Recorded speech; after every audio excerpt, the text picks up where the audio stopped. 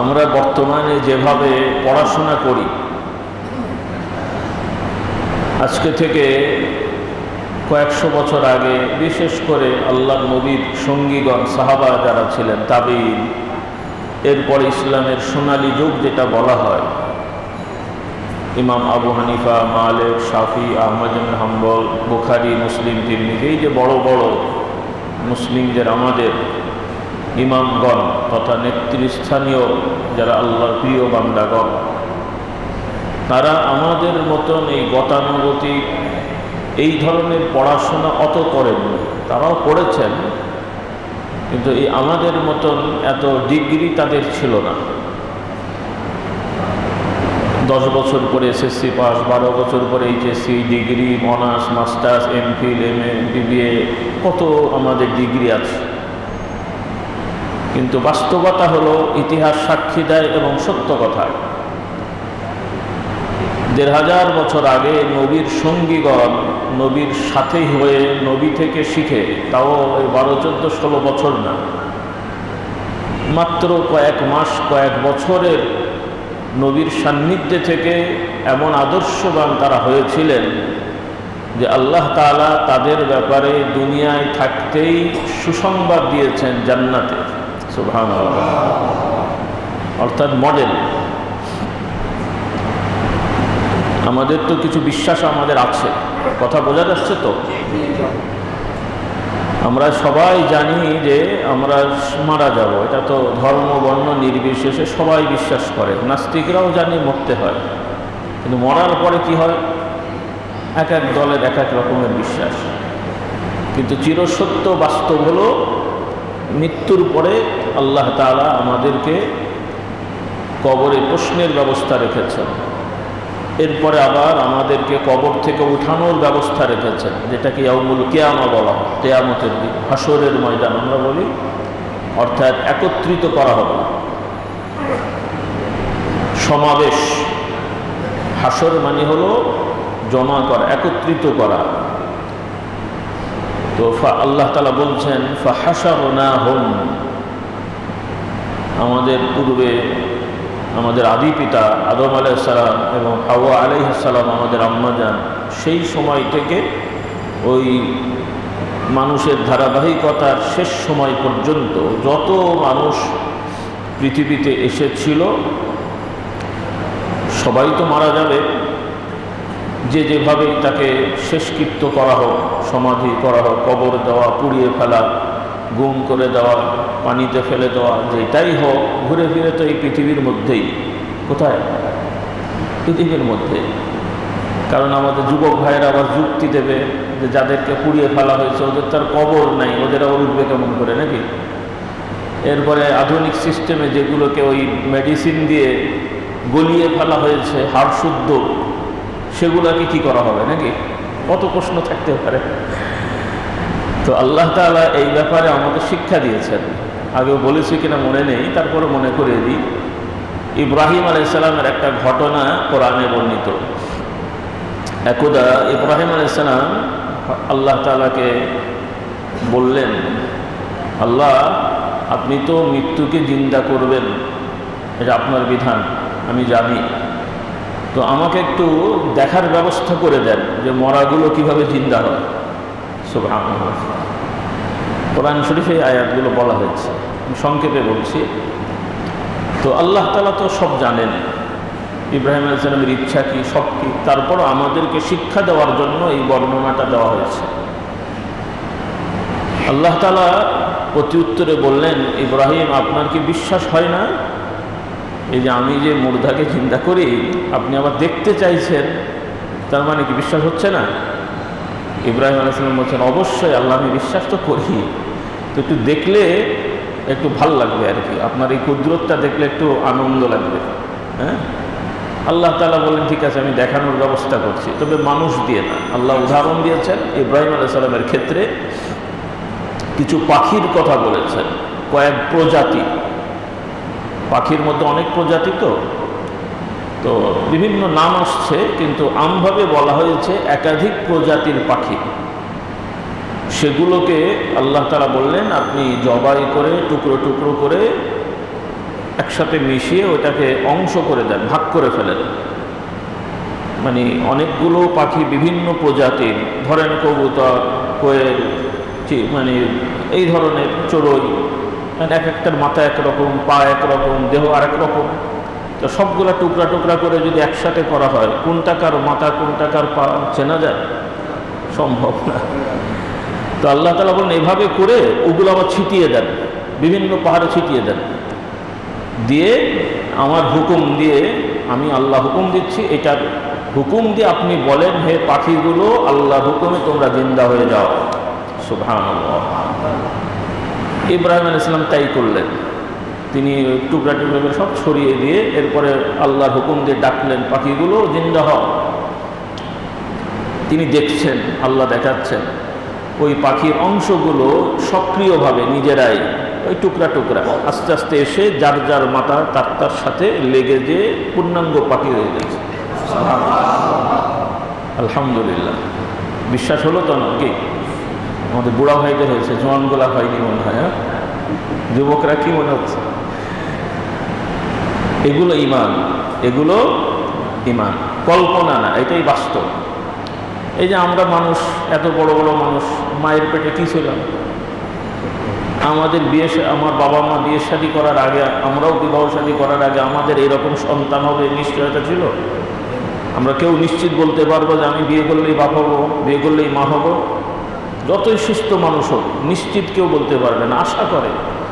কারণ কত সুস্থ মানুষ সন্তানের বাবা মা হতে পারে না, রোগও খুঁজে পাওয়া যায় না, কিন্তু হয়ও না। আবার অনেকের হচ্ছে না, ডাক্তারও বলে দিয়েছে দুইজনকেই, স্বামী স্ত্রী, এমন অবস্থা যে স্বামীরও সম্ভাবনা নেই, স্ত্রীরও সম্ভাবনা নেই, এরকমও রোগী থাকে। কোনো সময় একটা সমস্যা হলে তালাক দিয়ে আরেকজনের বিয়ে করে ফেলে। তো এমন হয়, শোনা গেছে, আমরা নিজেরা দেখেছি, ডাক্তার সাহেবরা যাদের ব্যাপারে বলে দিয়েছেন যে আর কোনো আশা নাই, 5, 7, 10 বছর হয়ে গেছে, 20 বছর হয়ে গেছে, এরপরে আল্লাহ তাআলা তাদেরকে সন্তান দিয়েছেন। তাও এক নয়, 1, 2, 3, 4, 7, 8টাও আছে। সুবহানাল্লাহ। এগুলো আল্লাহ তাআলা মাঝে মাঝে দেখান। কোরআনুল কারীমে আর এক নবীর ঘটনা বর্ণনা করা হয়েছে। জাকারিয়া আলাইহিস সালাম, এক নবী, তিনিও দীর্ঘদিন নিঃসন্তান ছিলেন। বুড়ো বয়সে আল্লাহ তাআলা তাকে সন্তান দান করেছেন। সুবহানাল্লাহ। মানে শুধু তিনি একা বুড়ো না, তিনিও বৃদ্ধ হয়ে গেছেন। স্বাভাবিক যেই বয়সে সন্তানের আশা করার কোনো সম্ভাবনা থাকে না, তার স্ত্রীও বৃদ্ধা হয়ে গেছে। বুড়ো বুড়ি অবস্থায় এক পর্যায়ে, তিনি তো নবী, ইয়াকিন আছে, স্বাভাবিক নিয়মে সম্ভাবনা কম, আশা নাই, কিন্তু বিশ্বাস ঠিক আছে, আল্লাহ চাইলে দেবেন। সুবহানাল্লাহ। এই ঘটনাও কোরআনে আল্লাহ তাআলা বর্ণনা করছেন যে জাকারিয়া আলাইহিস সালাম আল্লাহ তাআলা দরবারে দোয়া করছেন, আল্লাহ আমি নিঃসন্তান হয়ে যাব, আমার বংশধর থাকবে না, এটা কেমন কেবল হচ্ছে, মানে ভাল লাগছে না, আমাকে আমার পরবর্তী প্রজন্মের ব্যবস্থা করে দেন। দোয়া করছেন। কখন দোয়া করলেন? তিনি তো বিশ্বাস রাখেন, কিন্তু কিছু সিমটম দেখে আগ্রহ বের হবে। আপনারা জানেন ঈসা আলাইহিস সালামের আম্মা জানের একটা ঘটনা আছে। ঈসা আলাইহিস সালামের নানি জান, তিনি যখন সন্তান সম্ভাব্য হলেন, মানে গর্ভবতী হলেন, ঈসা আলাইহিস সালামের নানি, তিনি আল্লাহর দরবারে মানত করেছিলেন। আল্লাহ তাআলার জন্য মানত করা, নজর করা, এটা বৈধ এবং এটা ভালো, কিন্তু কোনো মাজার দরগায় মানত নিয়ত করা যাবে না, যেটা বর্তমানে অনেক মুসলমান ভাইরা করে ফেলে। আপনাদেরকে এটা সতর্ক হতে হবে। আমরা আমাদের সমাজের যারা আল্লাহওয়ালা, বুজুর্গ, ভালো মানুষ, তাদেরকে আমরা ভক্তি করব, ভালোবাসবো, তাদের কাছে দোয়া চাইব, তাদের থেকে দিন শিখব, এগুলো ইসলামের মৌলিক বিষয়, এটা বাড়তি না, এটা বরং জরুরি। কিন্তু কাউকে আল্লাহওয়ালা মনে করে তিনি আমার কল্যাণদাতা, তিনি আমার কি বলে পরিত্রাণদাতা, তিনি মুক্তিদাতা, তিনি সব কিছু করে দেবেন, দেখবেন, জানবেন, তাও আবার যারা কবরবাসী আল্লাহওয়ালা তাদের ক্ষেত্রে এই ধরনের বিশ্বাস, এটা আল্লাহ তাআলার বিধানের বিশ্বাস না। এগুলো হচ্ছে আবু জেহেল আবু লাহাবের বিশ্বাস। আবু জেহেল আবু লাহাবের নাম শুনেছেন না? খুব খারাপ মানুষ তো নাকি? কি খারাপ? চাঁদাবাজ, সন্ত্রাসী, ডাকাত, গুন্ডা, সামাজিকভাবে সৎ, বরং ধার্মিক।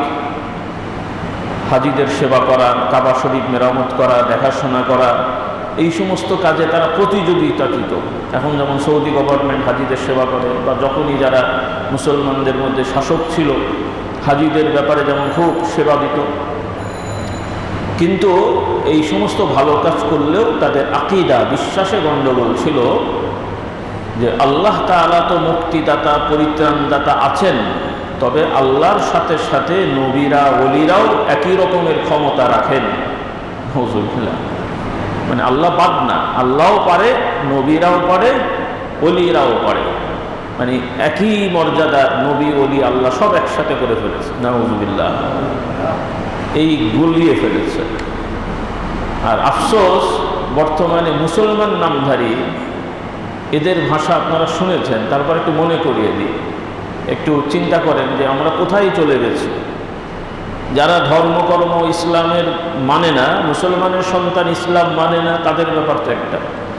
আর যারা ইসলাম মানছে, পীর মাশায়েখ ওলিদেরকে ভক্তি করে, এদের মধ্যে একটা শ্রেণী, তারা ওলিদের ব্যাপারে, পীরের ব্যাপারে তাদের বিশ্বাসটা কি, তারা ছন্দ বানিয়েছে। ওয়াজ মাহফিলেও বলে কথাটা কি, আল্লাহর ধন আল্লাহ নবীকে দিয়ে আল্লাহ হয়েছেন গায়েব হয়ে, নবীর ধন খাজা বাবা নিয়ে শুয়ে আছেন আজমিরে। শুনেছেন না কথাগুলো? তাহলে এর মানে কি দাঁড়ালো? আপনারা কেউ এই মতের না, কিন্তু আপনাদের বলছি যে আমরা মুসলমানরা কোন পর্যায়ে গেছি একটু চিন্তা করেন।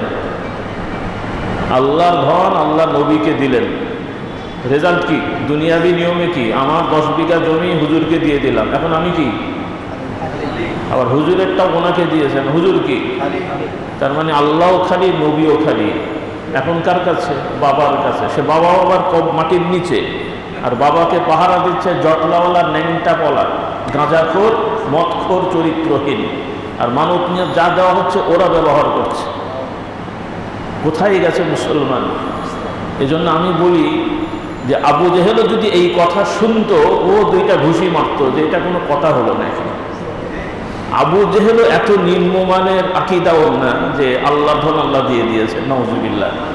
আবু জেহেলের ঈমান হলো যে আল্লাহটা তো আছেই, আল্লাহ দয়া করে নবীকেও পাওয়ার দিয়েছেন, ওলিকেও পাওয়ার দিয়েছেন। কিন্তু আমরা বিশ্বাস করি নবী ওলির কোনো পাওয়ার না, পাওয়ার আল্লাহ, নবী ওলির দোয়া প্রার্থনা আল্লাহ কবুল করেন। সুবহানাল্লাহ, এই জায়গাটাই ঝামেলা।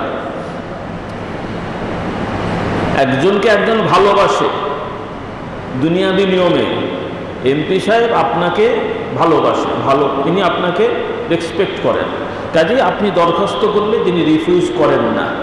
আমি দরখাস্ত করেছি, উনি সই করে দিয়েছেন, তার মানে এটা কি আমার পাওয়ার? আর আম মানুষ মনে করছে দেখো পীর সাহেবের পাওয়ার কত, এমপিকে বললে না করে পারে না, এটা আমার পাওয়ার না। উনি ভক্তি করেন, এই জন্য করে দেন। তো আল্লাহ তাআলা তার প্রিয় বান্দাদেরকে ভালোবাসেন, তারা কোনো জিনিস আল্লাহর কাছে চাইলে সচরাচর আল্লাহ তাআলা ফেরত দেন না। সুবহানাল্লাহ।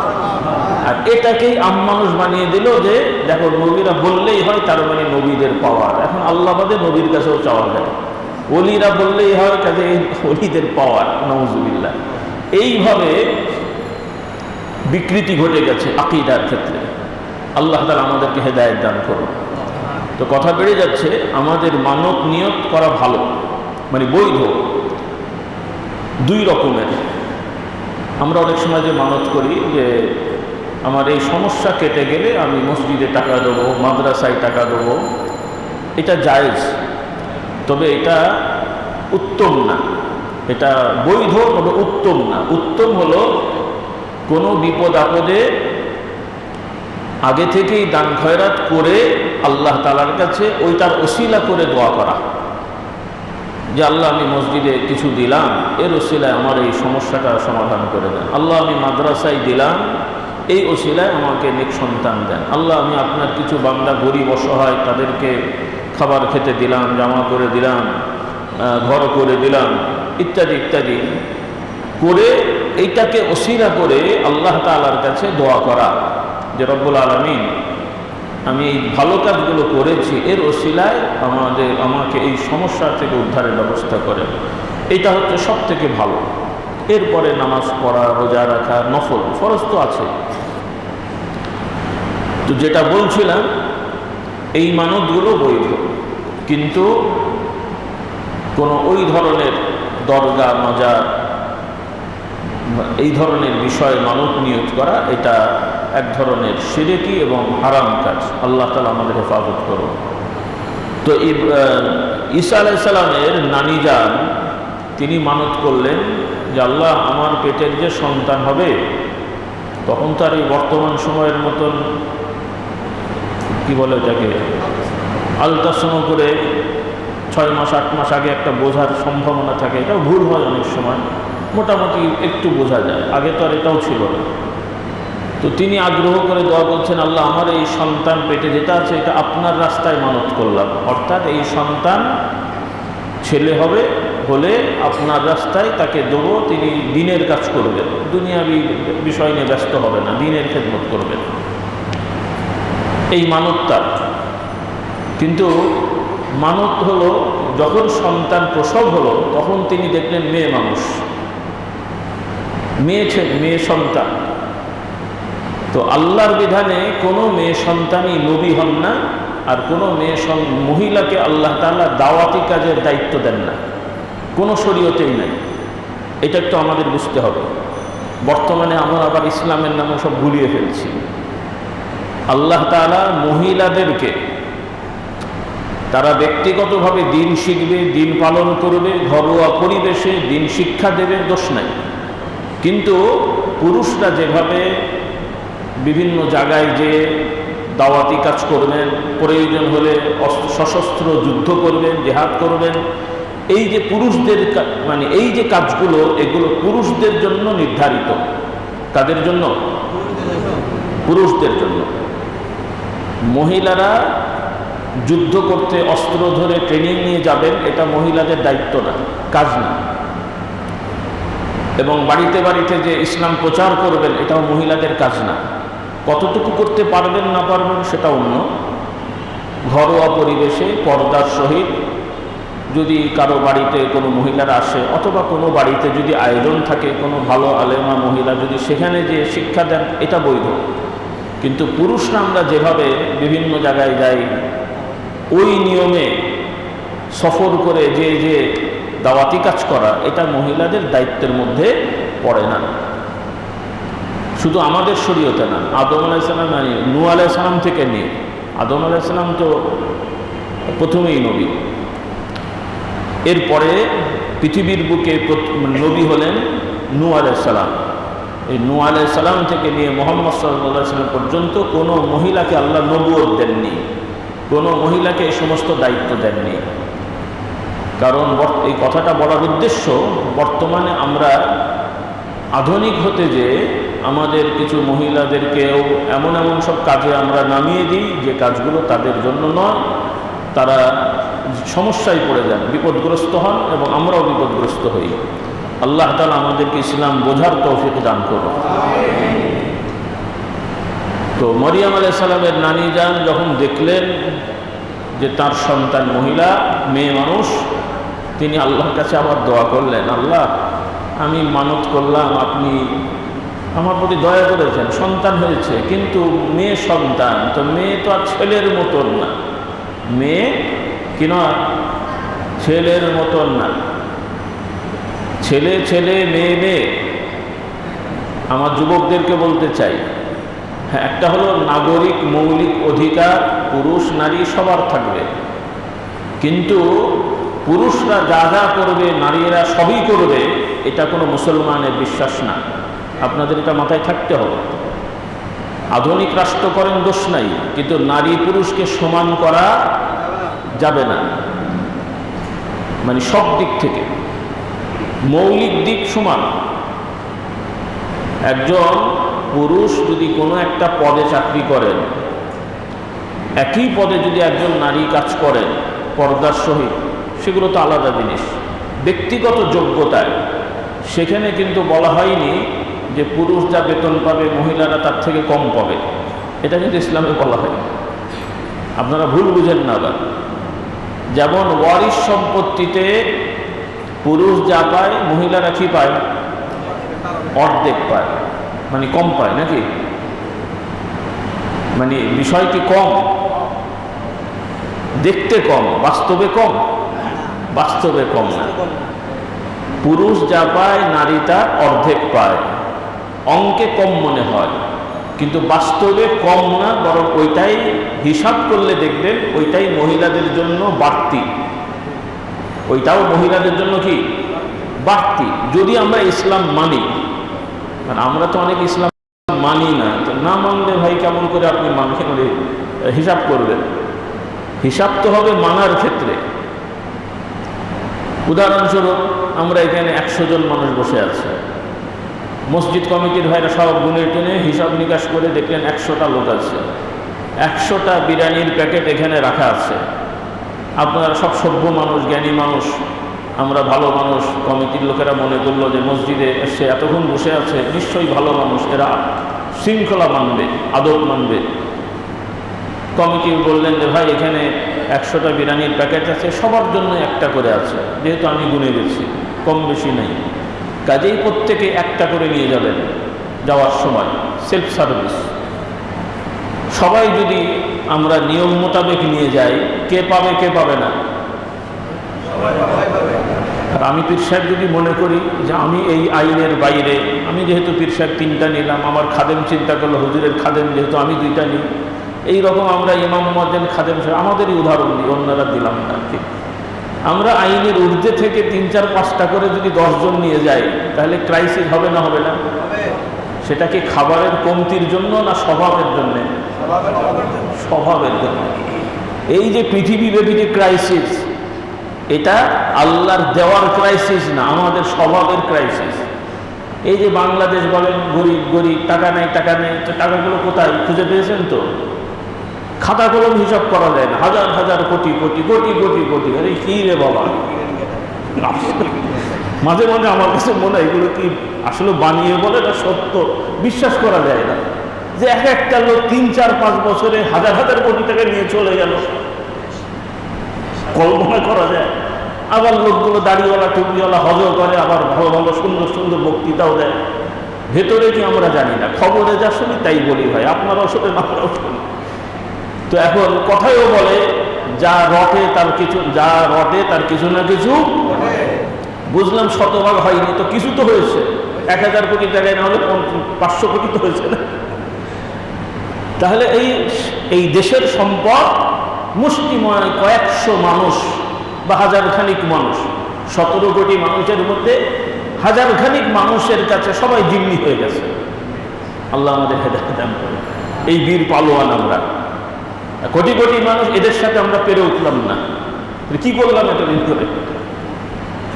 আল্লাহ তাআলা খাসভাবে কিছু দেখালেন, কিন্তু এখনো আমাদের হুঁশ হওয়া দরকার, আছে না নেই? হাল ছেড়ে দিলে হবে না।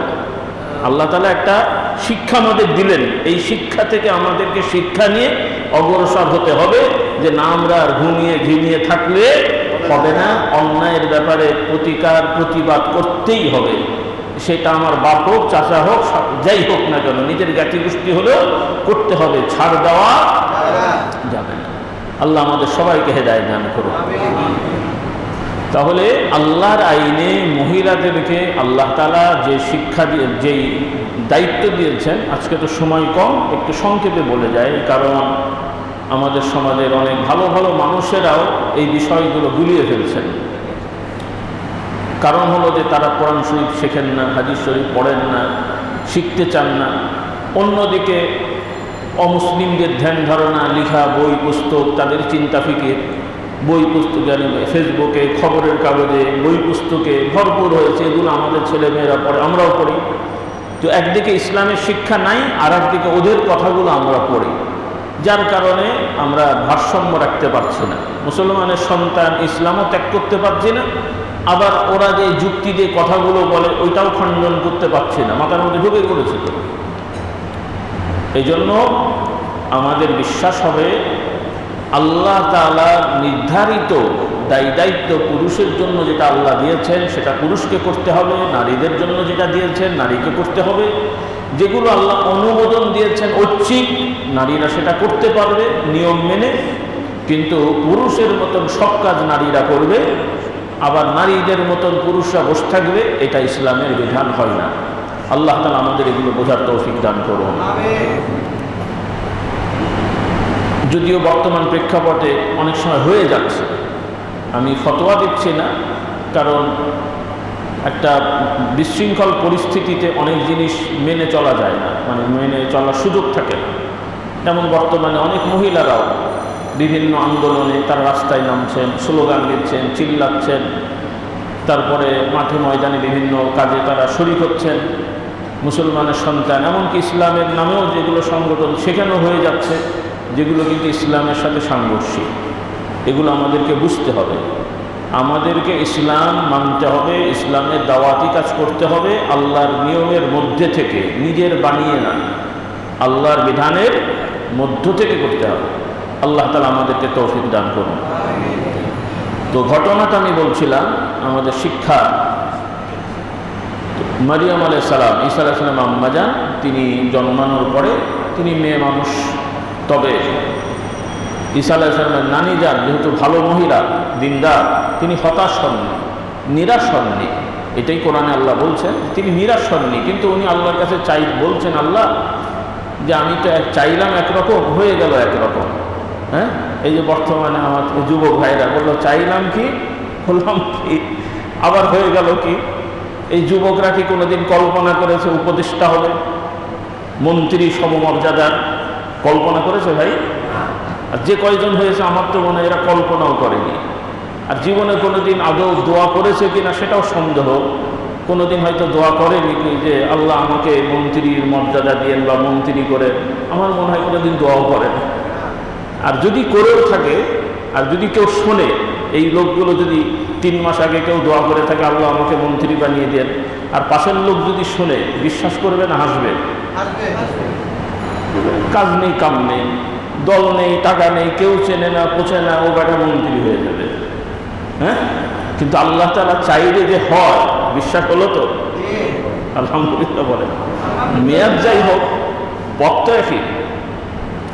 এই জন্য আল্লাহ বলছেন তুইজ্জু মান তাশা ওয়া তুযিল্লু মান তাশা। আল্লাহ যাকে ইচ্ছা ইজ্জত দেন, যার থেকে ইচ্ছা তার থেকে কেড়ে নেন। ওয়া তুযিল্লু মান তাশা, চোখের সামনে। এই জন্য আমাদেরকে হুঁশ রাখতে হবে। বাড়াবাড়ি, অতিরঞ্জিত কোনো কিছুই মুসলমানের কারো জন্য শোভা পায় না। আল্লাহর বিচার আছেই, সেখান থেকে কেউ আমরা পার পেতে পারব না। তো তিনি হতাশ হননি, ঈসা আলাইহিস সালামের নানি যান হতাশ হননি, তিনি আশা বেঁধে আছেন। আল্লাহ তাআলা কোরআনে বলছেন, উনি বলছেন যে আমি কি প্রসব করলাম, মহিলা মেয়ে মানুষ হলো। আল্লাহ বলছেন ওয়াল্লাহু আ'লামু বিমা ওয়াদা, আল্লাহ তাআলা ভালো জানেন তিনি কি তাকে দিয়েছেন। সুবহানাল্লাহ। আল্লাহ তাআলা বলছেন যে তার নাম রাখা হয়েছে মারিয়াম। সুবহানাল্লাহ। আল্লাহ বলছেন তাকে আমি জন্মগতভাবে, তিনি নবী না, কিন্তু তাকে আল্লাহ তাআলা জন্মগতভাবে পুত পবিত্রা রেখেছেন। সুবহানাল্লাহ। মারিয়াম আলাইহিস সালাম জন্মগতভাবে আল্লাহর প্রিয় বান্দি, যেটা আমাদের গতানুগতিক পরিভাষায় বলি আমরা মাদারজাত বলে না অনেক সময়, উর্দু ফার্সি শব্দ, মানে মাদারজাত মানে মায়ের পেট থেকেই সব। আল্লাহর কিছু বান্দারা আছেন যারা নবী না, কিন্তু জন্মগতভাবে সব, ছোটবেলা থেকেই কোনো অন্যায় অপরাধ করে না, সাত পাশে থাকে না, ভালো হয়ে চলে, এরকম কিছু আল্লাহর প্রিয় বান্দা আছে, আলহামদুলিল্লাহ। তো মারিয়াম আলাইহিস সালাম ওই রকম।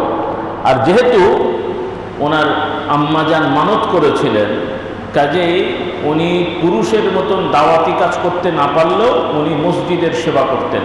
আল্লাহর ঘরের ইবাদতের যে জায়গা ছিল ওখানে অবস্থান করতেন, খেদমত করতেন। মসজিদের ঝাড়ু পোছা করা, পরিচ্ছন্নতা, ইবাদত বন্দেগী করা, এক কোনায় বসে এগুলো করতেন, পর্দা মেনটেন করতেন। কারণ আমাদের সমাজে যেভাবে আমরা মনে করি মেয়ে মানুষ মানে মসজিদে ঢোকা যায় না, যাওয়া যায় না, বাস্তবতা এটা না। এটা আমাদের একটা প্রেক্ষাপটে হয়ে গেছে। কিন্তু ইসলামের বিধানে পুরুষরা যেভাবে মসজিদে যায়, নামাজ পড়ে, ইতিকাফ করে, মহিলাদেরও অনুমোদন আছে।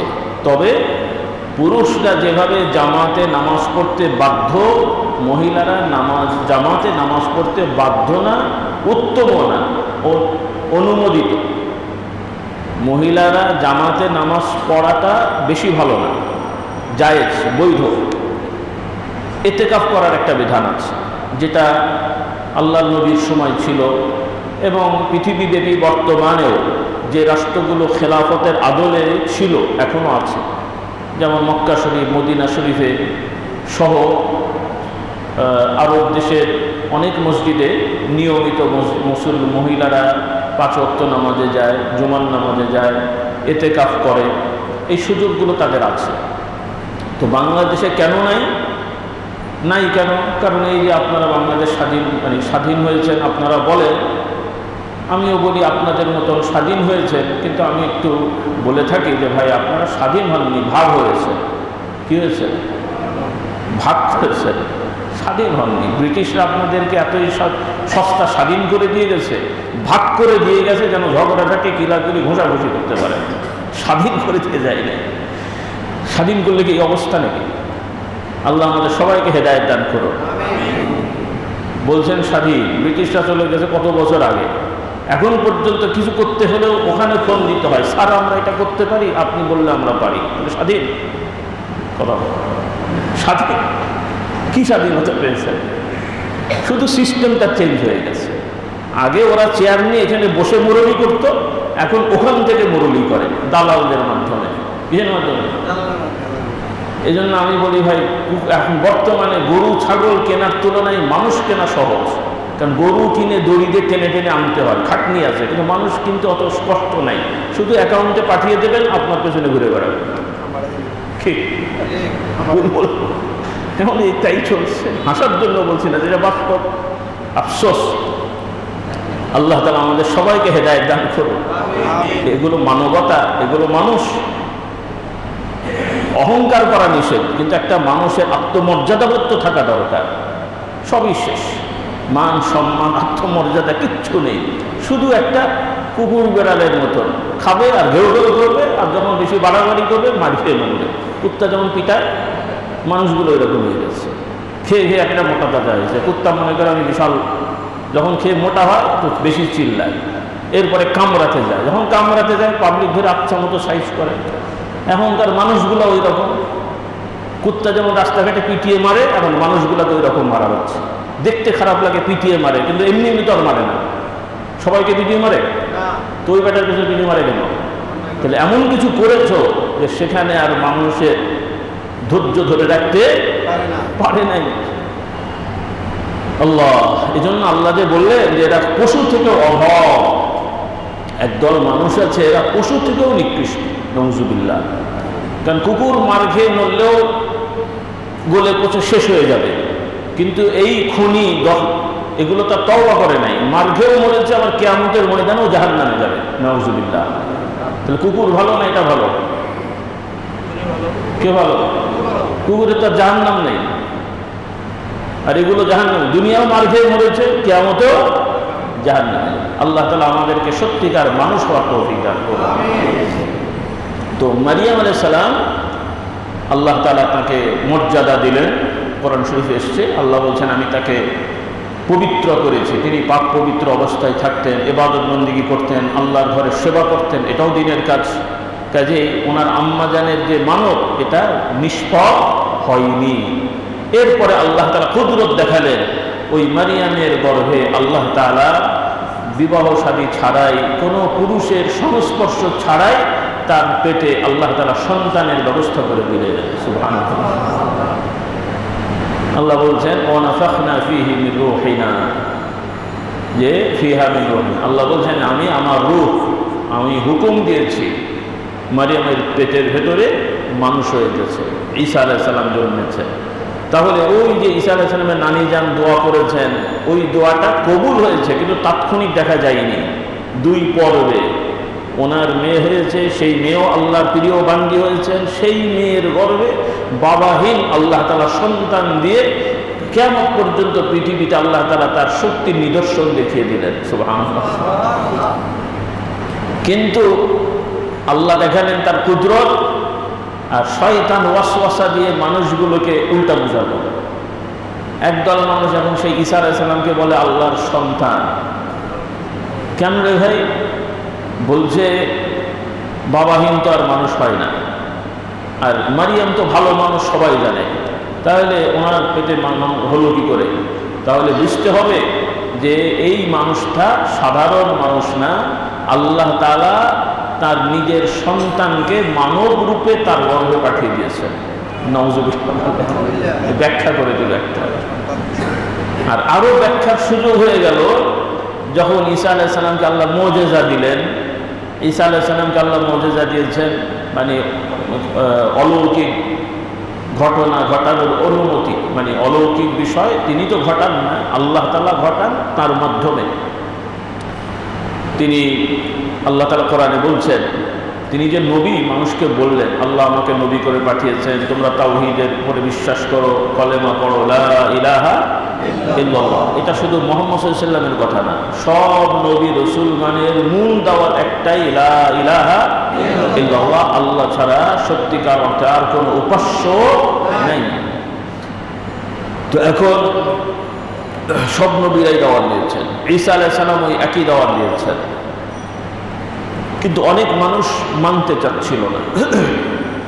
তখন তিনি আল্লাহ তাআলা হুকুম দিলেন যে আপনি যে নবী, তার নিদর্শন তাদেরকে দেখা। তিনি বললেন যে দেখো, একজন সাধারণ মানুষ তো রোগ ভালো করতে পারে না, সাধারণ মানুষ তো আর একজনের বাড়িতে কি আছে সেই খবর দিতে পারে না, কিন্তু আল্লাহ তাআলা আমাকে নবী দিয়েছেন, তার প্রমাণ হলো তোমার ঘরে কি আছে আমি বলতে পারছি, আল্লাহ আমাকে খবর দিয়েছেন। সুবহানাল্লাহ। কোরআনে আল্লাহ বলেছেন, ওয়া উনাব্বিউকুম বিমা তাদখিরুনা ফি বুয়ুতিকুম। তোমাদের বাড়িতে কি কি আছে ঈসা আলাইহিস সালাম বলছেন আমি বলতে পারি। কেন বলতে পারি? আল্লাহ আমাকে জানিয়েছেন। তাহলে তোমরা তো আর জানো না, তাহলে তোমার থেকে আমি তফাৎ, তাহলে বিশ্বাস করো আমি আল্লাহর নবী। সুবহানাল্লাহ। এরপরে রোগী, অসুস্থ রোগী, তার মাথায় হাত বুলিয়ে দিয়েছেন, ভালো হয়ে গেছে। অন্ধ, চোখে হাত বুলিয়ে দিয়েছেন, চোখ যেমনকার তেমন হয়ে গেছে। সুবহানাল্লাহ। এগুলো ক্ষমতা কার? আল্লাহ। কিন্তু ঈসা আলাইহিস সালামের মাধ্যমে আল্লাহ তাআলা তার এই শক্তিটা প্রকাশ করেছেন। এটা হলো মুজিজা, এটা জাদু না। জাদু এক জিনিস, মুজিজা এক জিনিস। জাদু হলো কিছু মানুষেরা শয়তানের, ইবলিসের এবং জিন সম্প্রদায়ের সাথে সংযোগ করে সহযোগিতা নিয়ে কিছু বিষয় দেখা, যেটাকে ভেলকিবাজি বলে আর কি। এটা ইচ্ছা করে পরিকল্পিতভাবে চেষ্টা করা হয়। আর মুজিজা নবী রাসূলগণ পরিকল্পনা করে ইচ্ছা করে ঘটান না, তারা নিজেরাও জানেন না কি ঘটবে, আল্লাহ তাআলা তাদেরকে জানিয়ে দিয়ে ঘটান। সুবহানাল্লাহ। যেমন মুসা আলাইহিস সালাম লাঠিটা সাপ হয়েছে, শুনেছেন তো, সবাই বিশ্বাস করি তো, কিন্তু ঘটনা কি এরকম? কোরআনে তো এরকম আসেনি, বা আপনারাও শোনেননি, কোথাও নাই। মুসা আলাইহিস সালাম কি বলেছেন যে আমি দীর্ঘ 20 বছর ধরে, 5 বছর ধরে নিয়মিত সকাল সন্ধ্যা সরিষার তেল পরে এই লাঠিটাই মালিশ করতাম যেন এটা সাপ হয়? তাহলে উনি কোনোদিন লাঠি সাপ করার চিন্তাও করেন নাই, বরং আল্লাহ তাআলা উদাহরণ দিচ্ছেন আমাদেরকে শেখানোর জন্য। কারণ ওই দুষ্টরা বলবে যে এটা জাদুর লাঠি, যেটা ফেরাউন বলেছিল। এই জন্য আল্লাহ তাআলা ভেঙে দিলেন, এটা জাদুর লাঠি না। কারণ ঈসা নিজেও জানেন ওইটা কি, ঈসা জানে, তোমরাও যেমন জানো ওইটাই। আল্লাহ উদাহরণ দিচ্ছেন, মুসা আলাইহিস সালাম আল্লাহ উদাহরণ দিচ্ছেন। আল্লাহ জিজ্ঞেস করছেন, মুসা আপনার হাতে ওইটা কি? মুসা আলাইহিস সালাম বলছেন, আল্লাহ এটা লাঠি। সবাই দেখছে লাঠি। কেমন লাঠি? তিনি আবার ব্যাখ্যা দিলেন, বলেননি জাদুর লাঠি, বলছেন এই লাঠিটা দিয়ে আমি ছাগল ভেড়া চড়াই, লতা পাতা চারি, আর হাতে একটা থাকলে রাস্তাঘাটে চলাফেরার ক্ষেত্রে মাঝে মাঝে একটু সাইজ করা যায় আর কি। সব রকমই কাজ হবে। এই হচ্ছে লাঠি। এখন আল্লাহ তাআলা বলছেন ঠিক আছে, আপনার ওই সাইজ করা লাঠি দেখেন কি হয়, একটু ছেড়ে দেন তো। আল্লাহর হুকুম ছেড়ে দিয়েছে, ছাড়ার পরে দেখছে বিশাল সাপ। যখনই সাপ হয়ে গেছে উনি নিজেই ভয় পেয়ে গেছে। সুবহানাল্লাহ। ঈসা আলাইহিস সালাম নিজেই ভয় পেয়ে গেছে, ওনার লাঠি সাপ হয়েছে, দেখলেন আমি লাঠি ছাড়লাম, ওইটাই সাপ হয়েছে, এখন ভয় পেয়ে গেছেন, কারণ এটা রিয়েল সাপ। সুবহানাল্লাহ।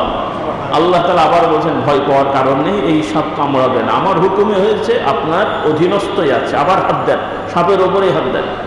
আল্লাহর হুকুম নির্ভয় হাত দিয়েছেন, আবার যেমনকার তেমন লাঠি হয়ে গেছে। সুবহানাল্লাহ।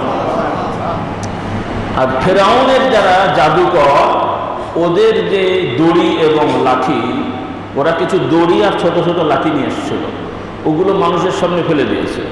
ফেলার পরে কি হয়েছে? সাপ হয় নাই, সাপের মতন দেখা গেছে, সাপের মতন দেখা গেছে, সাপ হয় নাই। ওই যেমন আজকাল ম্যাজিশিয়ানরা ম্যাজিক দেখায় না, পেট অর্ধেক কেটে গেছে, পরে ধরেন ভেতরের দিকে আলাদা একটা ঠ্যাং দেওয়া আছে, ম্যাজিক। তো ফেরাউনের জাদুকরেরা জিন সম্প্রদায়ের সাহায্যে ওই লাঠি আর দড়িগুলাকে নড়াচড়া করিয়েছে, মানুষ দেখছে ওইটা সাপের মতন, আসলে ওইটা সাপ হয় নাই। আর ঈসা আলাইহিস সালামের যে লাঠি, ওইটা বাস্তবেই সাপ হয়ে গেছে। সরি, মুসা আলাইহিস সালামের যে লাঠি, ওইটা বাস্তবেই সাপ হয়ে গেছে। এখন যেহেতু বাস্তবে সাপ হয়েছে, কোরআন আল্লাহ বলছেন ওই মুসা আলাইহিস সালামের লাঠি, ওই জাদুকরদের যে লাঠি আর ওই দড়িগুলো, ওগুলো তো সাধারণ দড়ি লাঠি, ওগুলা সব খেয়ে ফেলছে। যখনই খেয়ে ফেললো, তখন ওই জাদুকররা বুঝতে পারলো যে মুসা আলাইহিস সালাম জাদুকর না, কারণ জাদুর লাঠির সাপ কখনো রিয়েল সাপ না, ওইটা খেতে পারে না। এটা যেহেতু খেতে পারলো, বুঝতে হবে যে মুসা আলাইহিস সালাম আমাদের মতন জাদুকর না, উনি আল্লাহর বার্তাবাহক। সুবহানাল্লাহ। এখন জাদুকররা সারেন্ডার করেছে, কারণ ওরা তো বুঝেছে যে এরা জাদুকর না। যখন সারেন্ডার করেছে, ফেরাউন খেপে গেছে যে তোরা তাহলে ষড়যন্ত্র করে এসছিস, হ্যাঁ, ওনার সাথে ভাগভাগ করা হয়েছে, আমার সামনে এসে তোরা ষড়যন্ত্র করলি। যাই হোক, তো মূল কথাটা হলো মুজিজা, এটা আল্লাহর ক্ষমতা।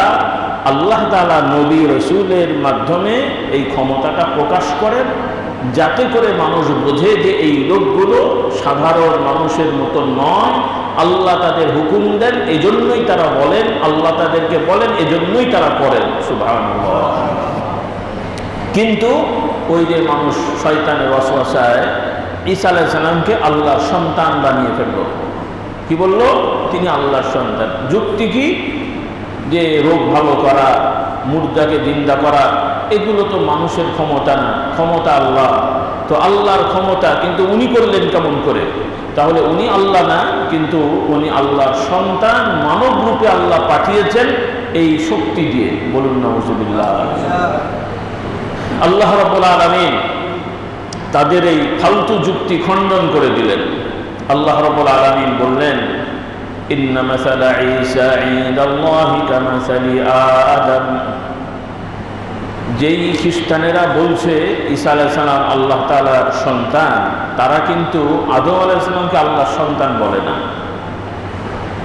তারাও বলে আমরাও আদম সন্তান। যারা খ্রিস্টান, ইহুদি, তারা কিন্তু মানুষের ব্যাপারে বিশ্বাস করে যে মানুষের শুরুটা আদম আলাইহিস সালামকে দিয়ে। কাকে দিয়ে? আদম আলাইহিস সালামকে দিয়ে। কারণ বর্তমানে বিভিন্ন গোষ্ঠী আছে, তারা মানুষ যে শুরু থেকে মানুষ, এটা বিশ্বাস করে না। তারা তাদের অনেক রকম মত। বিজ্ঞানের নামে ডারউইনের একটা থিওরি, বাদর থেকে পরিবর্তন হয়ে লাখ লাখ বছর ধরে আস্তে আস্তে মানুষ হয়ে গেছে, নাউজুবিল্লাহ। আবার আরেকটা থিওরি আছে, গ্রিকদের দর্শন, তারা বলছে যে মানুষ আদিতে 4 হাত পাওয়ালা ছিল। কয় হাত পাওয়ালা? 4 হাত পাওয়ালা ছিল। তো 4 হাত পাওয়ালা মানুষগুলো একটা পর্যায়ে, 4 হাত পাওয়ালা লিখে অনেক শক্তি, তো শক্তি দেখাতে দেখাতে এক পর্যায়ে যে দেবতাদের বিরুদ্ধে তারা ষড়যন্ত্র করলো, যে দেবতাদের কথা মানবে না, তাদের দর্শন আর কি। তো দেবতারা চিন্তা করে ফেললেন, চিন্তায় পড়ে গেলেন, এরা আমাদের বিরুদ্ধে বিদ্রোহ করলে তো আমরা মুশকিলে পড়ব।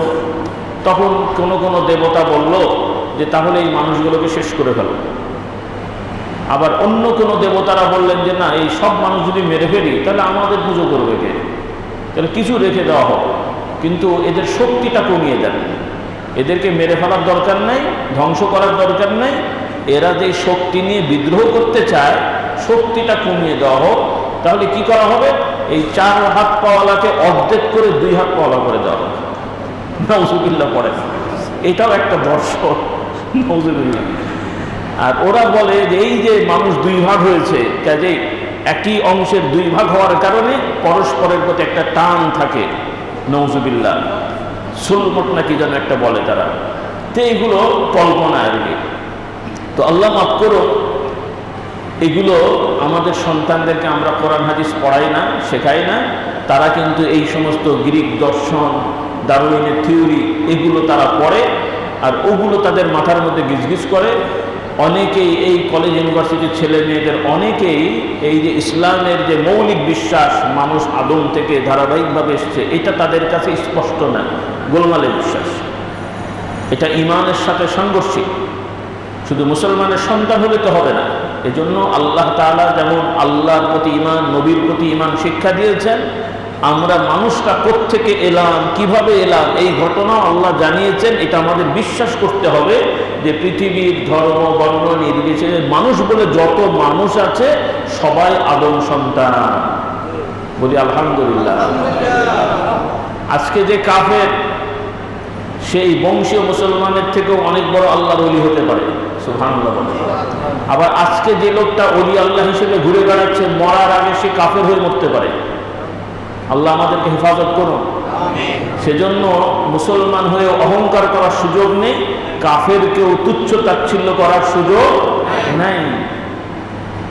মুসলমানদের ইতিহাস, অনেক মুশরিক দীর্ঘদিন মুসলমানদের সাথে যুদ্ধ করে মুসলমান মেরেছে, শেষ বয়সে মুসলমান হয়ে তাদের দ্বারা আল্লাহ তাআলা ইসলামের বিজয়ের ব্যবস্থা করে দিয়েছেন। দেখেন, এজন্য ইসলামের মানবতা, এই যে আমাদের কিছু ভাইরা অন্য ধর্মের লোকদের ব্যাপারে খামাখালি উল্টোপাল্টা কথা বলে, এটা খুব খারাপ। হ্যাঁ, যারা অন্যায় করে, অপরাধ করে, সেটা যে ধর্মেরই হোক সেটা বলবেন। সুনির্দিষ্ট অন্যায় অপরাধ যে করে বলে সেটা বলতে পারেন, কিন্তু গণহারে গোষ্ঠীকেন্দ্রিক, ধর্মকেন্দ্রিক মানুষকে নিয়ে গালাগালি করা, এটা ইসলামে নিষেধ, এটা ইসলামে হারাম, নিষেধ।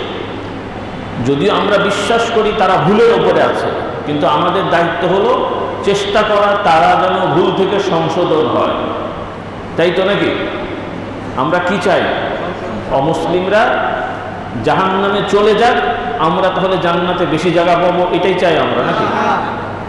তাহলে আমরা কি চাই?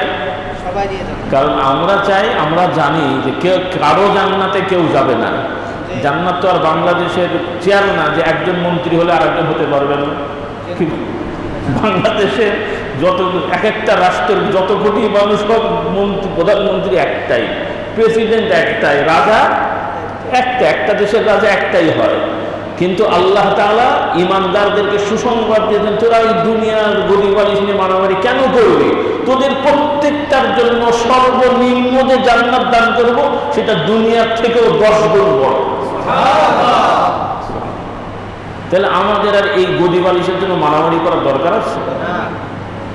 মুসলমানরা রাষ্ট্র ক্ষমতার জন্য যুদ্ধ করে না, মুসলমানরা রাষ্ট্র ক্ষমতার জন্য মারামারি করে না, মুসলমানরা মানবতার জন্য লড়াই করে।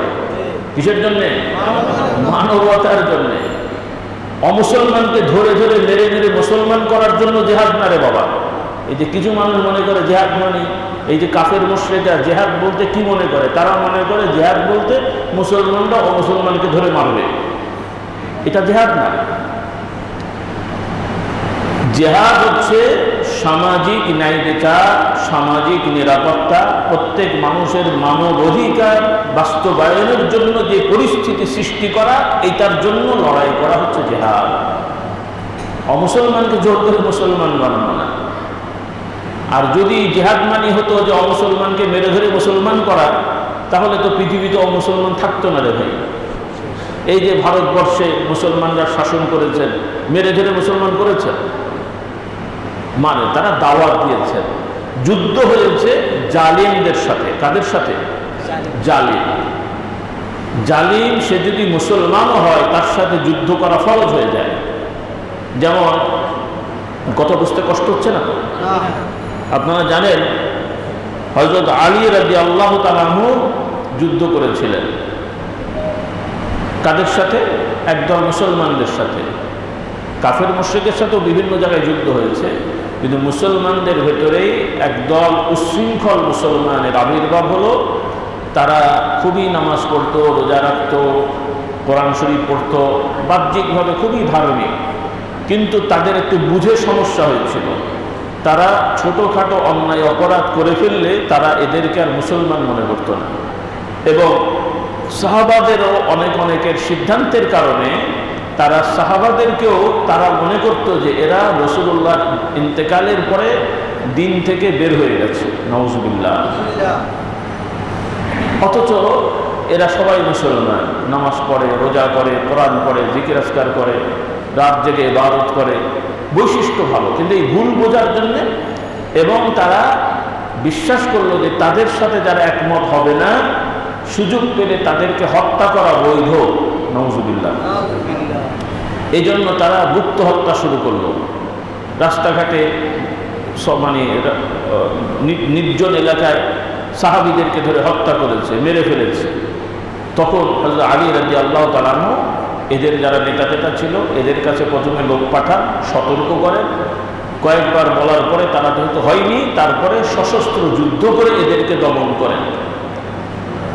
তো আপনাদের আমাদেরকে বুঝতে হবে, ইসলামের জিহাদ মানে কারণে অকারণে মানুষকে ধরে মারধর করা না, এই জিনিসগুলি খেয়াল রাখতে হবে।